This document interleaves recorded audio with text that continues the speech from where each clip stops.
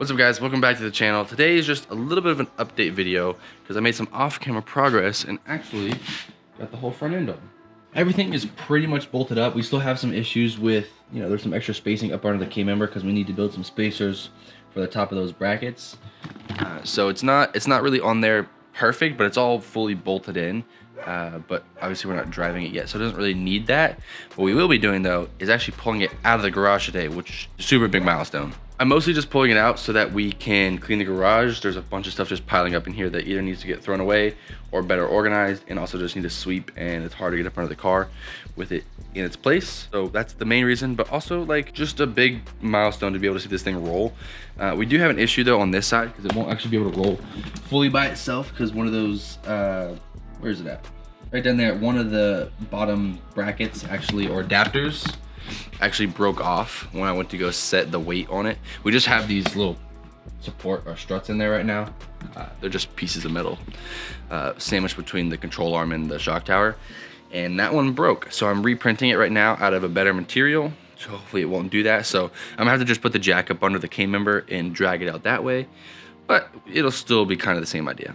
Before we do that though, the Gixxer is almost finished. I took it out the other day to ride it and discovered a little bit of an issue, so I got some parts on the way for that. The video should have been done by now, but that ride made this project a little bit longer. Other than that, I've told you we have the Ducati kind of sitting on the back burner and might be picked up after I'm done with the Gixxer.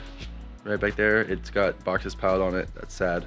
I'm now going back and forth whether we actually build that bike this year. There's nothing wrong with the bike, really, most of it at least. The only thing wrong with it is the gas tank. The fuel pump assembly has some issues, so we have to figure that out. Also has some parts on the way for that, so that may just be a video where we kind of fix the gas tank and then get it running. I've ridden the bike before. Everything on it works. It just doesn't look the best, so we may just do a little bit of cosmetic updates on some of the parts that don't look the best, and then obviously fix the gas tank. I'm just struggling with the idea of having only 5 months left to build the Mustang and then also having an entire bike apart in my garage. The Gixxer was different because that's the bike was mostly together. We just took the fairings off and did some little updates to it. For the Ducati, I want the whole thing going apart, so I think having those two big projects at the same time is not the best idea. Anyways, I'm gonna get started. I'm gonna pull the dailies farther forward in the driveway, and then I'm gonna drag the car out into the driveway. I hope it doesn't fall off the jack. That would be unfortunate. So, actually, we're just gonna put it as low as it'll go, right? That's smart.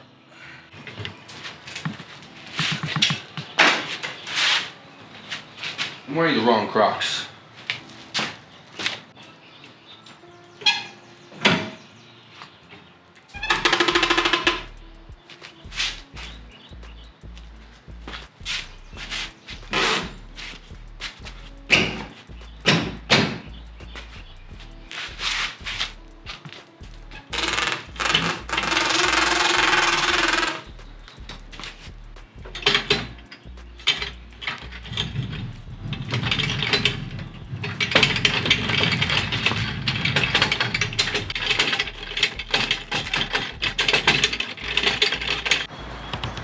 Is it out? Oh, it's out. Anybody who's had a project car sit in their garage for years or months or however long, having this much room to walk around for even 10 minutes is amazing. And it doesn't seem like a big milestone, but anybody who has a project car that is able to get 4 wheels back on the ground, mostly. Obviously this one's still broken and the alignment's jacked up. But anyone building custom cars out there knows that this is a big step. Now I get to clean out this garage. I'm not gonna bore you guys with that, but before I let you guys go on this small little update video, what's left on the Mustang, I mean there's a lot of stuff left, but the next steps are figuring out the transmission front cover. There's a build breakdown coming hopefully in a couple days, sometimes next week. I'm not really sure when I'll be done with it. Showing you a preliminary design for what it's gonna look like, just to get you guys an idea of what I'm thinking, and if anybody has any ideas on top of that, you guys will understand kind of what I'm thinking. On top of the other million things that need to be done, the biggest thing is, since we're working with a lot of stuff up here, figuring out the alignment up here. These tie rod ends are too long, like you guys probably saw them being pulled out, like they're just towed out a bunch. This is as far as they screw in, so we may actually have to go to a regular bump steer kit, which I said we wouldn't be able to do, but I think it might actually end up in the right spot. If not, we'll have to cut the steering rack. Not a super huge fan of that, but if that's what we have to do, it's what we have to do. And then on top of that, all the other measurements are fine. We can move this in and out and move that in and out for camber. And then depending on which one of these you move, you can adjust the caster of the knuckles, and then even this upper control arm.